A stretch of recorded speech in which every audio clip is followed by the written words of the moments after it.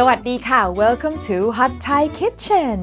So today we're gonna cook from my new cookbook. Yes, I have a new cookbook coming out and it's available for pre-order now. Yeah.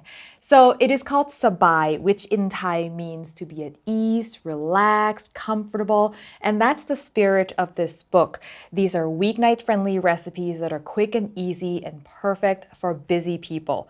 I want to get you cooking Thai food sabai sabai, as we like to say it. The recipes are a mix of totally new dishes and some favorites from the channel, some of which have been streamlined to be weeknight friendly and beginner friendly. I want you to be able to just pull this book off the shelf, browse through it, and anything that looks good to you, you know you can pull it off after work. So it's coming out March 14, but you can pre-order it now. And if you do, you'll also get some perks. You'll be invited to a live cook along with me, date TBD on that. And you can also claim a bundle of early recipes from the book so you can get cooking while you wait for the book to arrive. Pre-orders are really helpful to authors, so I appreciate that and thank you in advance. All the details on how, where to pre-order is in the description below. Now, today I'm going to give you a preview. I'm going to cook a recipe from the book, Chicken Wing Tom Yum Soup. Tom Yum Soup is our famous hot and sour soup many of us are familiar with, and there's a very important reason why I chose chicken wings for the version in Sabai. I'll explain in a bit. Let's get started. All right, so I've got a pot of boiling water here. Yes, just plain water. No need to mess with chicken stock or anything for this, which is what I love about this recipe, and I'll explain. And to this, I'm going to add some chicken drumettes. Now, flats will work, but in a soup, drumettes are just easier to eat, right? There's no multiple bones to navigate. In goes everybody. And now, while the chicken's cooking, you want to give it some seasoning to absorb so the meat is flavorful. Fish sauce, of course. A little bit of sugar to balance the saltiness. And some roughly chopped shallots. If you don't have shallots, onions will be fine. This is very sabai, as I said. And this just needs to simmer for 20 minutes. Now, the reason I chose wings is because wings have a very high ratio of bone and cartilage to meat. And so in the time that it'll take for us to make the soup, that water will have turned into the richest, most beautiful chicken stock. So you can skip making stock. You don't even need to buy any stock. And this is one of the many shortcuts that I share throughout the book. While the chicken is simmering, you can be prepping your herbs, which I call the Tom Yum Trinity. Lemongrass, which I'm going to smash with the back of my knife and then cut into about 2-inch pieces. And I'm only using the bottom half here because that's where the flavor is the strongest. The top you can save for stocks or tea or whatever. I've also got some thinly sliced galangal and makrut lime leaves, both of which I keep frozen and ready to go. Then I'm going to quickly toast my dried chilies. Now, anything that's spicy will do. These are just generic dried chilies from a Chinese grocery store, and they need just a couple minutes in a hot, dry skillet until these charred, smoky spots form. If you don't have dried chilies, fresh ones will also work. You can go ahead and use them without toasting. All right, the chicken has had 20 minutes. I'm now going to add my herbs, the lemongrass and the galangal. And with the lime leaves, before I add, I'm just going to grab them with my hands and twist and bruise so that the aromatic juices will come out into the soup. And then you can smell it. Then your hands smell good for a while. And now, the vegetables. I'm going to add some oyster mushrooms, which are my favorite mushrooms for Tom Yum. Any other kinds of fresh mushrooms will work, preferably not button mushrooms, but you do you. And that just needs to simmer for another 5 minutes for the herbs to do their thing, for the mushrooms to cook, and we're like minutes from being done. Very sabai, right? I told you. Did I miss anything? No. Add the mushrooms. Oh, chilies. I forgot to add chilies. See, I thought this looked a little dull. Our chilies. And once you've toasted the chilies, by the way, they'll become crispy, which you can just break very easily into the soup.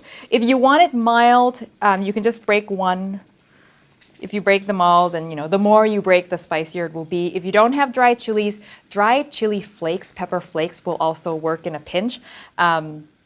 It's the same thing, one's whole, one's ground up, and you can toast the chili flakes in the same manner on a dry skillet, but it'll take a very short time because it's very small. All right, now we let it simmer for 5 minutes. Almost done. I'm going to now finish it off with some tomatoes. Try not to burn yourself. And that just needs to cook for a couple minutes. I want it to be soft, but still hold its shape so it doesn't turn into a complete mush. Cherry tomatoes, grape tomatoes are great. Even big tomatoes cut into wedges, that's okay too. Tomatoes are looking a little soft now, so I'm going to turn it off and then go in with lime juice, which for tom yum you always want to add at the end because if you don't cook lime juice, it just tastes better and fresher. Whew, I am salivating. Smell of Thailand. I'm going to finish it off with some cilantro. If you don't have it or you don't like cilantro, green onions will be fine. Nice. And that's it. I'm going to do a taste test because with any soup or stew, anything that's simmering and evaporating away, it is so important that you taste it for seasoning. Because if it, for some reason, reduced too much, it might be a little too strong, so on and so forth.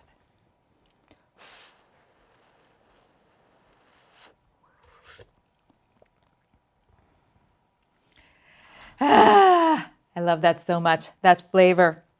Oh, it's like the flavor of home. So comforting. It's perfect. I don't need to add anything. You can tell I've made this a few times. All right, let's eat. Looks so homey. This is the kind of non-fancy, non-fussy stuff that I love. And by the way, the herbs, the lemongrass, galangal, makrut, lime leaves, all of that is for infusion purposes only. You don't eat it. Everything is hard. So you can either remove them before serving. In Thailand, we typically leave them in there, as a garnish, but everybody knows you're not supposed to eat it. But make sure you tell your guests. I have witnessed poor Canadian friends trying to chew through lemongrass before, and it's not fun. If you're wondering, how are you supposed to eat soup with chicken wings in it? Let me show you. I'm going to show you 2 different ways Thai people tackle a bowl of soup. First, we pour it onto our rice. No bowl needed. You just pour it onto the rice and the soup sort of moisten the rice. And then the chicken should be so tender that it should just come off the bone with just a spoon, like that. And then you can eat it just like that. Ooh. Hot tomato. So good. The other way Thai people eat soup is you'll often be given a small soup bowl, which you can then serve yourself, or someone will serve it for you. And then again, the chicken should be so tender that you can just use a spoon to pry off the meat. That's it.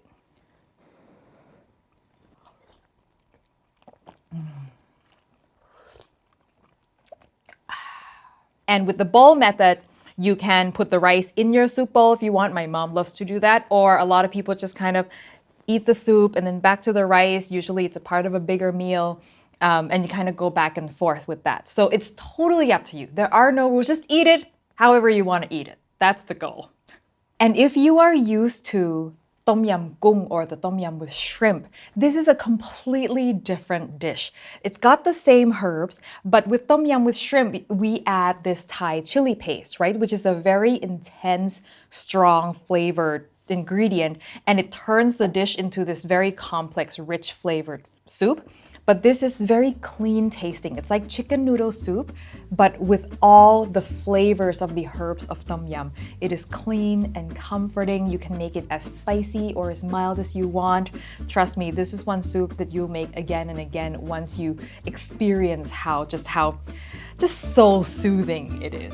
So once again, the recipe is from my new book Sabai, which is available for pre-order now, and I also make it available on my website hotthaikitchen.com. I'll link to it below, and all the details that you need to pre-order will also be in the description below. And yes, this ships to anywhere in the world. Thank you as always for your support, and a special thanks to all of our Patreon members as well who help support the show. If you want to know what that's all about and how you can get bonus content, watch ad-free, you can check out the link also in the description below. Everything is in the description below.